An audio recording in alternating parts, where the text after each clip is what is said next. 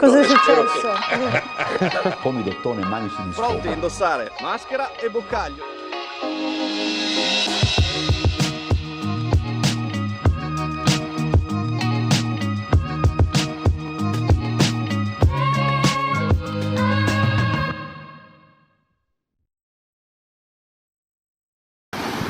Siamo davanti alla spiaggia vecchia di Grado.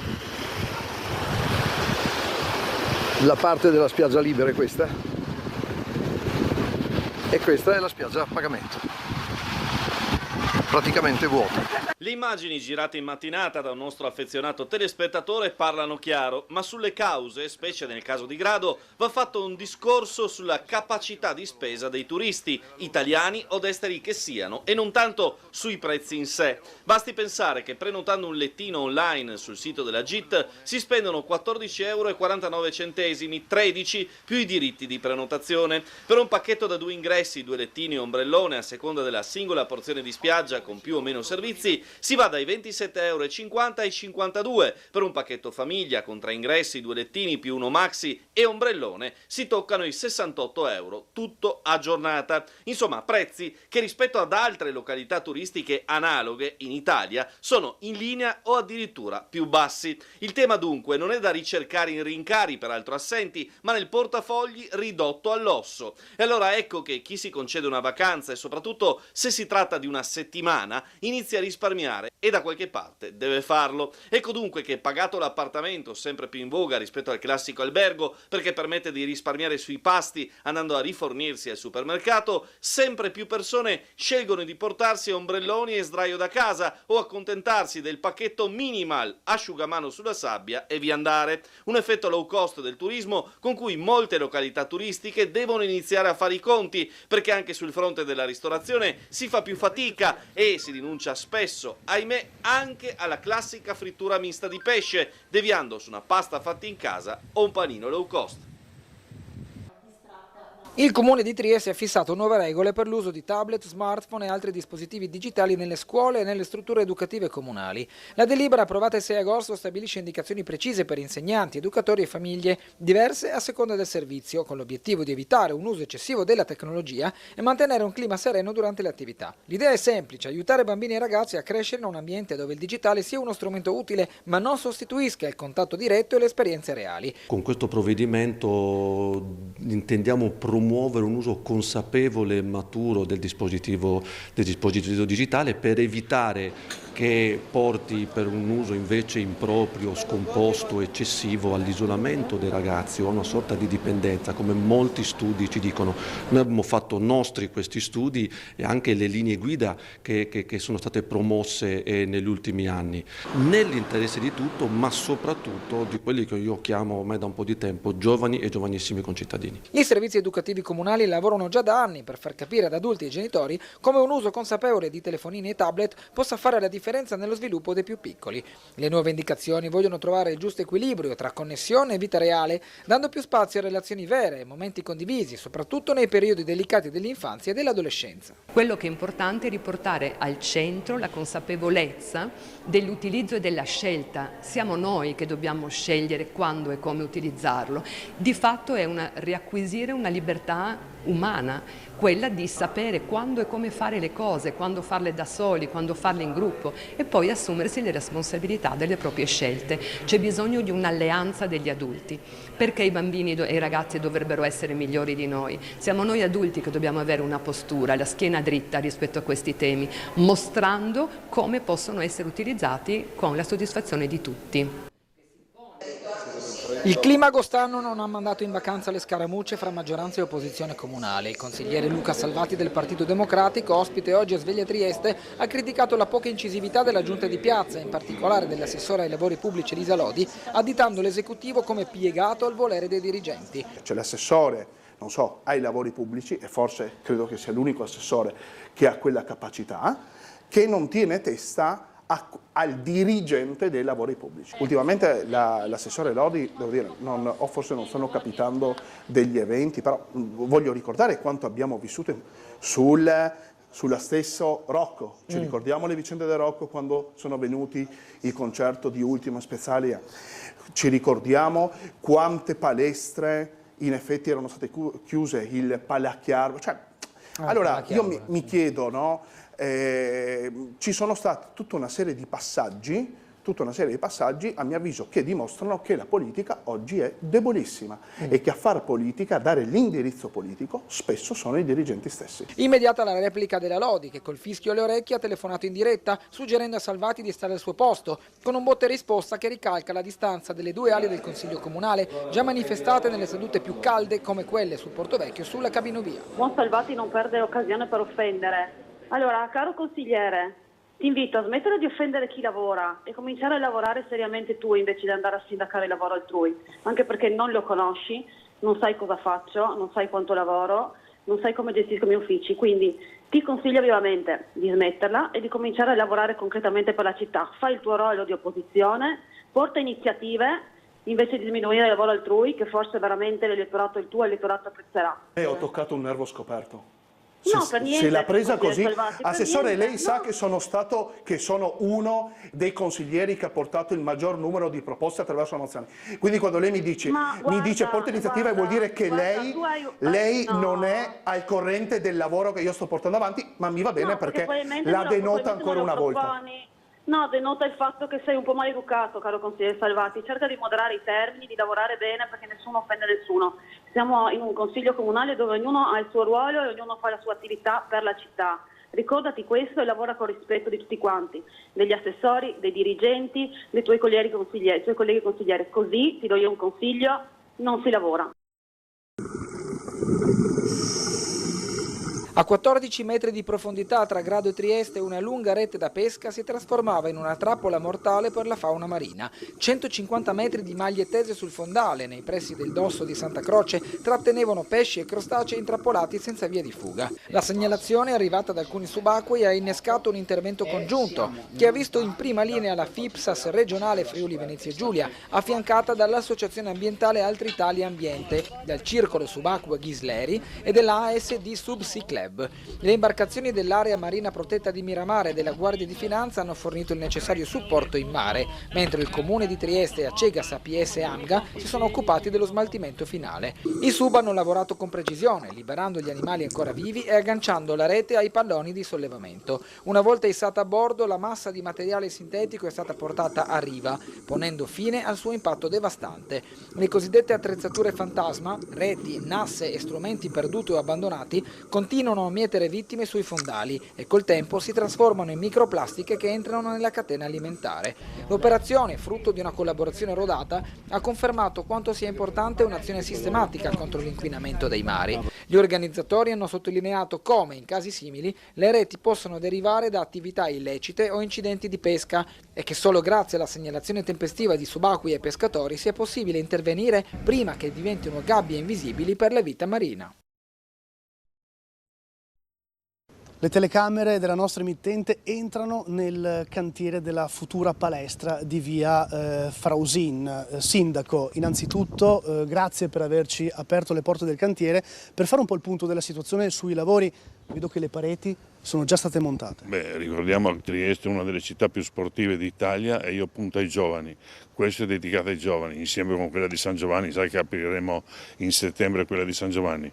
Qui avremo anche delle stanze per cui quelli che arrivano da Padova, che vengono qui con la ginnastica 81, delle cose molto belle, credo 4 milioni di investimento, credo che entro la metà del prossimo anno avremo terminato e sarà un altro regalo al rione di San Giacomo.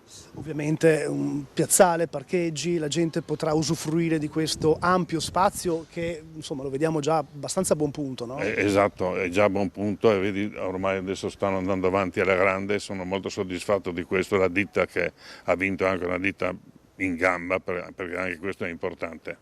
Si ricorda, Sindaco, che c'erano state anche le polemiche sull'ex Pavan e tutto quanto, adesso non se ne parla più, ha una parola per quel periodo, per quello che è stato? Qualsiasi cosa fai ci sono le polemiche, se ho fatto le rive avevo fatto un'autostrada, se ho buttato giù la piscina non andava bene, la grande viabilità dovevamo fare in un'altra maniera, dopo però va bene, adesso avevamo aperto il Despar in Piazza Unità, adesso che lo chiudiamo tutti sono contro la chiusura. È la città che è così un po', no? E anche la politica. Qui parliamo di fondi del PNRR, giusto? E quindi... No, una parte del PNR, una parte del comune e una parte della regione che ringraziamo. Quando è la deadline per finire i lavori più o meno? Metà anno del 26. Così via Frausin avrà la sua palestra. Esatto, avrà una bellissima palestra legata alla ginnastica 81. Quello che è più attrattivo di Trieste è che vogliono fare le cose bene, che è un progetto ambizioso e che vogliono imparare. E questo per me è lo più importante, imparare a fare delle cose bene. Trieste è una squadra che l'anno scorso ha giocato veloce, con tante transizioni, con tanti tiri da tre, è una squadra che va sempre al rimbalzo d'attacco. Allora queste cose sono le cose che facevamo in Alba Berlino, per quello penso che il mio basket si adatta molto a quello che si è fatto molto bene qui prima. Allora penso che dobbiamo seguire questa linea, poi trovare di sviluppare nella miglior forma possibile. Ho sentito molte cose buone dei tifosi qui. Mi sembra che sono una parte importantissima della squadra, che hanno lo spirito sempre di aiutare la squadra, che è un pubblico che capisce il pallacanestro. Allora lo dobbiamo fare bene perché loro sappiano. Bueno, avere dei giocatori che giocano insieme dall'anno scorso è sempre buono, sempre importante. L'inizio nostro deve essere da quello che si è fatto così bene l'anno scorso o le 2 anni scorsi con coach Christian, che l'ha fatto molto bene, e dobbiamo cercare di farlo come lui o meglio se è possibile. Il goal più importante per me è che finiremo la stagione essendo una squadra molto migliore che come abbiamo cominciato. E questo è lo più importante, di imparare, di migliorare e di far vedere a tutto il mondo che abbiamo imparato. Ho avuto tanti colloqui con Paul Matiasic e con Michael Arcieri e mi sembrano che hanno molta passione per il pallacanestro, che sono ambiziosi e che vogliono fare tutto quello che è nelle sue mani per trovare l'eccellenza. Allora io sono contento di essere qui perché mi sembra che arrivo a un posto dove io sono un profilo perfetto per questa squadra e questa squadra penso che è perfetta per me. Allora per me è stato facile scegliere di venire qua. Il nostro nuovo obiettivo, no? Provare a fare operette bellissime che però magari si conoscono di meno e invogliare il pubblico a venire a vederle. Rossana Poletti, direttore organizzativo, detta la linea che l'Associazione Internazionale dell'Operetta potrebbe percorrere nei prossimi anni per quel che riguarda le future edizioni del festival, forte del successo registrato dagli spettacoli che per quest'anno andranno a concludersi questa sera, con un appuntamento che a partire dalle ore 21 in Piazza Verdi renderà omaggio ai 200 anni dalla nascita di Johann Strauss. Con un cast d'eccezione, nel senso che sono 6 cantanti in scena: Andrea Binetti, Maria Giovanna Michelini, Veronica Foglia, Sergei Kanigin e poi la partecipazione straordinaria di Daniela Mazzucato e Max René Cosotti, che di operette ne hanno fatto tante nella loro vita, al pianoforte Corrado Gulin e al violino Antonio Cosina. Da domani si lavora al Galà di dicembre, agli altri appuntamenti che l'associazione anima non soltanto a Trieste, ma anche alla prossima edizione del ritrovato Festival estivo. E quindi i teatri, diciamo, che erano pieni in tutti gli ordini di platea, gallerie, eccetera, eccetera. Quindi noi da questo punto di vista della presenza nei teatri siamo estremamente soddisfatti, è un pubblico che ritorna. Una delle novità di queste edizioni, Poletti lo sottolinea con soddisfazione, è rappresentata anche dal pubblico. Arriva anche un pubblico nuovo, più giovane, che si diverte e di questo siamo contenti. Certo, oggi bisogna trattare l'operetta con un altro mood, con un altro sistema, con le risorse che ci sono in campo. Il Teatro Verdi è dotato di scene, di costumi, ha tanto materiale ancora per poter fare ancora tanto lavoro e ne siamo grati perché il Verdi ci dà il materiale anche quando noi facciamo le nostre operette a Rossetti. Ciò detto, pertanto, si guarda ad un futuro che, dicevamo, deve essere già preparato. Il festival può andare avanti ancora nei prossimi anni, il problema sarà trovare dei titoli che stuzzichino il pubblico e cercare di invogliare anche questo pubblico nuovo a venire a vedere anche titoli che non sono tanto noti. Cosa si fa a Ferragosto? Ma io non faccio niente, andrò con qualche amica in giro e basta, niente di tale. Ferragosto, si va al mare, si prende il sole, si festeggia. Come si sopporta questo caldo estivo? È troppo caldo, sì. Forse andrò in montagna, sui 2000 metri, forse spero che sia un po' più fresco. Fresco, insomma. Ma certo. Ferragosto, grigliata di Ferragosto. Il ponte è brevissimo, poche vacanze, però un gran divertimento. Ben fatto. Culinario. Chiedo anche al suo collega, è dello stesso avviso anche lei? Uguale, come ha detto Marino, faccio anch'io, così. Culinario. Grigliata assieme, eh? Assieme, bravo, grigliata assieme. No, restiamo a casa per Ferragosto, troppa gente, troppa confusione. Lei è d'accordo con la moglie? Perfetto. Bisogna essere d'accordo. D'accordo. Assolutamente. Sono obbligato. Cosa si fa a Ferragosto? A Ferragosto al momento ancora non lo sappiamo in realtà. Avete programmi precisi? Abbiamo ancora programmi precisi. Oddio, cosa farò a Ferragosto? Andrò al mare. Beh, quindi sei già qua e rimani qua? Sì, rimango qua una settimana. Dopo i 30 grigliata con i parenti, tristemente. Come dopo i 30, ma siamo ancora giovani? Assolutamente sì, dipende, dopo si diventa più abitudinari, ecco. Io sto qua, sono a Barcola. È già bello Abito, cioè ho la casa qua, anche se abito a Udine, ma ho una casa qua. E vengo a Barcola perché qua si sta bene, c'è un bellissimo mare. C'è la pineta, il cane sta benissimo. Come si chiama? Si chiama Giorgio. Ciao Giorgio, cosa si fa a Ferragosto?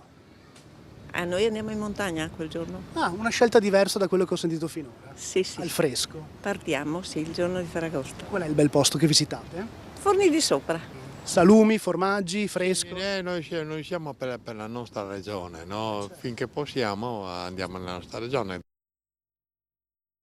Il progetto della cabinovia supera un nuovo ostacolo giudiziario. Il Tribunale amministrativo regionale del Friuli Venezia Giulia ha respinto il ricorso presentato da 11 cittadini contro il Ministero delle Infrastrutture e il Comune di Trieste. Al centro della disputa è il decreto ministeriale di fine 2024 con cui sono stati individuati fondi alternativi, non più legati al PNRR, per finanziare l'opera. I ricorrenti sostenevano che quei provvedimenti violassero una precedente sentenza del TAR, chiedendo che fossero dichiarati nulli. Per i giudici la decisione del 2024 aveva annullato solo alcuni atti della Regione legati alla valutazione ambientale, la VINCA, di secondo livello, senza toccare il piano di fattibilità tecnico-economica della cabinovia, approvato dal Comune nel 2022, né i successivi atti ministeriali.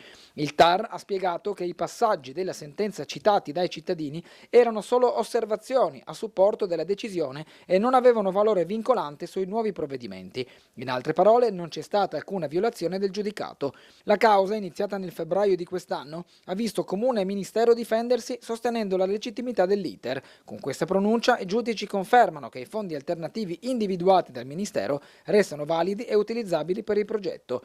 Il ricorso è stato quindi respinto e le spese di lite sono state compensate senza obbligo di pagamento per nessuna delle parti. La decisione consente all'iter amministrativo della cabinovia di proseguire, lasciando però aperta la possibilità di future contestazioni su singoli aspetti dell'opera.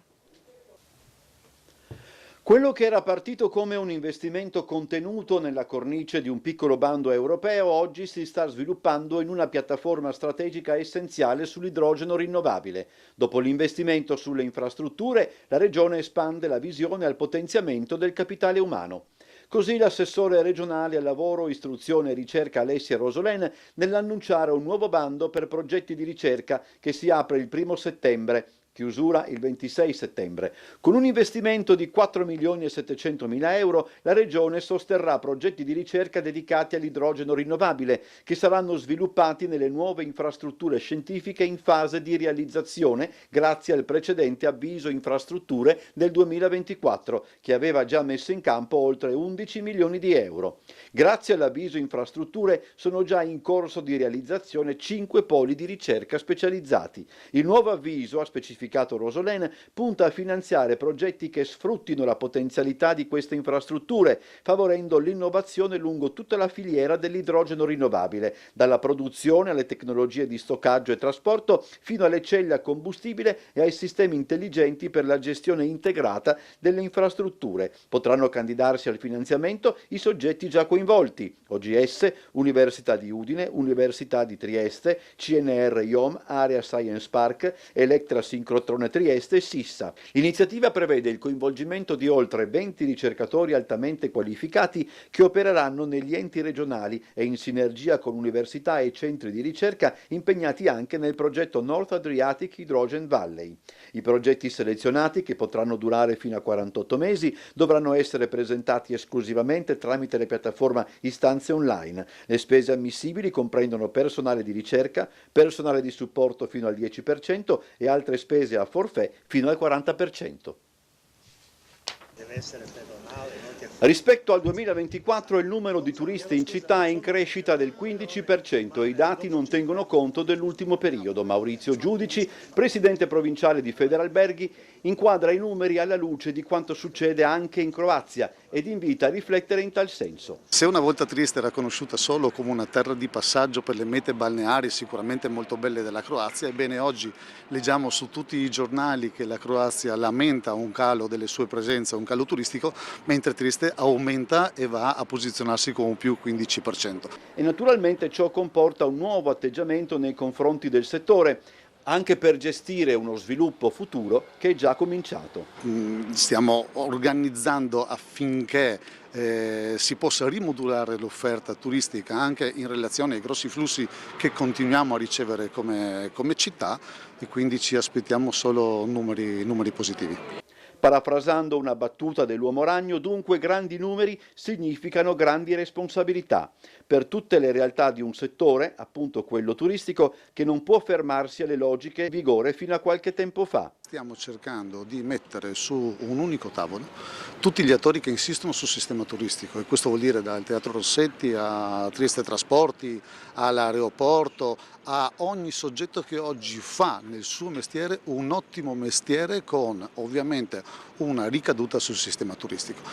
Insomma, secondo Giudici, bisogna far rete, non soltanto per evitare nell'offerta turistico-culturale sovrapposizioni e doppioni, ma anche, in ultima analisi, per costruire un'immagine della città ad uso e consumo del turista e, in fin dei conti, non solo. E questo sicuramente distenderà i vari flussi turistici che vediamo e renderà ancora più appetibile la città. Sentiamo paradossalmente parlare di overtourism, ma è un termine che non si può sentire. Abbiamo un centro congressi oggi che sta nella top 10 dei centri congressi italiani, come Trieste viene anche indicata al 15° posto come città gradite, e se abbiamo un congresso da 2000 persone, Trieste non ha posti letto per poterli ospitare, quindi non si può parlare di overtourism.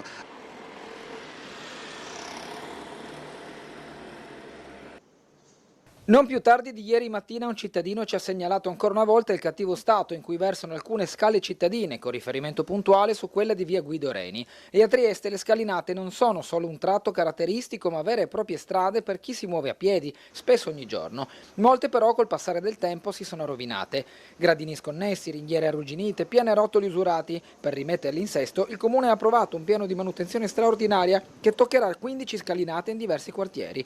L'investimento è di 300.000 euro. I lavori dureranno 365 giorni dal via ufficiale. L'operazione è stata proposta dall'assessore alle politiche del territorio Michele Babuder e seguita dal responsabile unico del progetto, l'ingegnere Gustavo Zandanel, direttore del servizio strade e infrastrutture. Il piano, approvato in primavera, è già pronto nei dettagli. 230.000 euro andranno ai lavori veri e propri, 8.000 poi la sicurezza e il resto per IVA, spese tecniche, incentivi e imprevisti. Le zone coinvolte sono tante e ben distribuite. Via Rietti, Scala dei Giaggioli, Scala Ruffini, via Calcare, Pescara, via Margherita, via di Scorcola, salita della Trenovie, scala Properzio, via Guido Reni, scala San Luigi, tratto alto e basso, collegamento tra via Tor San Piero e salita di Gretta, tra via Slavice e via dell'Istria, tra via Tonello e via Schiaparelli, scala Ruggero Bonghi e via del Farneto. Gli interventi previsti sono semplici ma fondamentali: sistemazione di gradini e pianerottoli, rifacimento di fognature e pozzetti, pulizia delle caditoie, bocciardatura antiscivolo, manutenzione e riverniciatura delle ringhiere, saldature e riparazione dei cordoli. In alcuni punti sarà necessario l'uso della gru per lavorare in sicurezza e raggiungere tratti particolarmente complessi.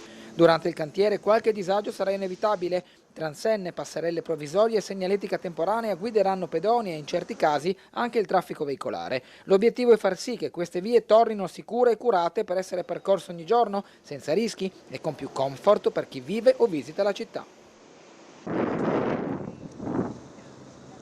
Il vento ha spinto lentamente la Belle Espoir verso il Molo Audace, mentre sullo sfondo la città aspettava di accogliere il suo equipaggio speciale. A bordo 20 ragazzi e ragazze provenienti da 12 paesi del Mediterraneo, dal Marocco al Libano, dalla Palestina alla Bosnia, che da 10 giorni navigano lungo la costa adriatica orientale per parlare di convivenza e di futuro. Sono arrivati a Trieste questo pomeriggio, accolti anche dal vescovo Monsignore Enrico Trevisi. Fino a domenica 17 agosto resteranno in città, portando con sé un bagaglio fatto di lingue diverse, storie personali e la voglia di costruire ponti tra sponde spesso lontane. Questa esperienza è un'esperienza semplice di condividere il quotidiano e scoprire l'alterità degli altri, ma anche che abbiamo tutti un po' in comune e si vive così sulla nave con il ritmo del quotidiano, fare la cucina insieme, contemplare il mare oppure solo discutere su delle tematiche. E quindi è veramente così che troviamo la pace e che capiamo che cosa vuol dire essere in pace con gli altri. La Belle Espoir, goletta a 3 alberi di 29 metri, costruita in Danimarca nel 1944 e recentemente restaurata, è il simbolo di un pellegrinaggio di 8 mesi, 8 tappe e oltre 200 giovani coinvolti. Un'iniziativa nata dalla diocesi di Marsiglia dopo gli incontri del Mediterraneo di Bari, Firenze, Marsiglia e Tirana, con lo scopo di annunciare fraternità e speranza in occasione dell'anno santo 2025. È bello pensare a questi giovani che vengono da paesi del Mediterraneo i più diversi per lingua, cultura, religione, ma giovani che sono lievito di fraternità, popoli che tante volte si guardano con ostilità, invece giovani che stanno insieme e imparano anche ad essere per gli altri il segno di una possibilità che ci è data, quella del collaborare per un mondo diverso. Ieri la sentenza del TAR del Friuli Venezia Giulia sul finanziamento della cabinovia di Trieste e oggi la posizione del Comitato Nuovo Via che avverte la partita non è chiusa e il progetto resta sotto osservazione. La sentenza del Tribunale amministrativo regionale si concentra su uno dei punti del ricorso dei residenti, lasciando aperti tutti gli altri aspetti del progetto cabinovia. Secondo il Tribunale, alcune contestazioni non erano pertinenti rispetto al decreto Salvini e su quelle dovrà pronunciarsi il TAR del Lazio. Cioè il TAR ha valutato prima innanzitutto la compatibilità di essere lui a pronunciarsi sul ricorso che è molto articolato su più punti e ha ritenuto che la maggior parte dei punti dovrà giudicarli il TAR del Lazio e si è avvalso invece di esprimere un parere in merito a un punto in particolare che era quello che noi contestavamo dicendo che essendo stata giudicata dal TAR locale la vinca di secondo livello la procedura non attinente alla legge, quindi era da inficiare tutto il provvedimento al decreto. Il TAR ha detto no, questo punto non va bene, deve essere respinto perché quello riguardava un procedimento della Regione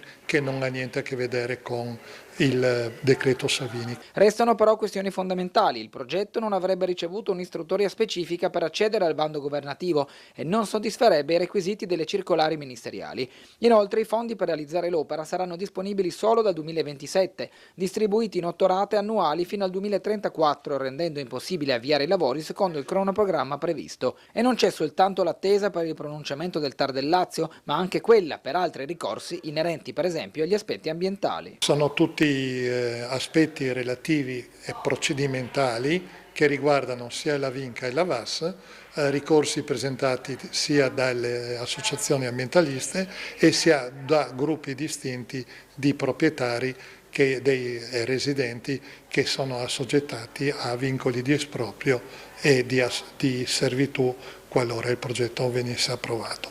Quindi siamo in attesa di quelle sentenze, noi poi dovremo valutare cosa comporta per noi nell'agire conseguentemente. Che è mancato fin da...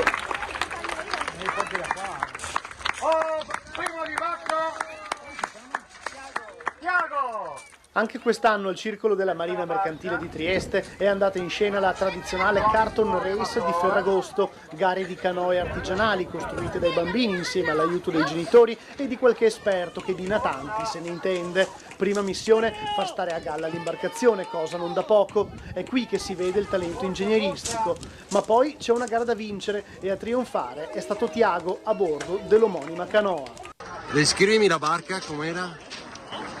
Era un po' corta, però era stabile e si poteva andare bene. Ma qual è stato il segreto per la vittoria? Parola all'armatore, il papà del primo classificato.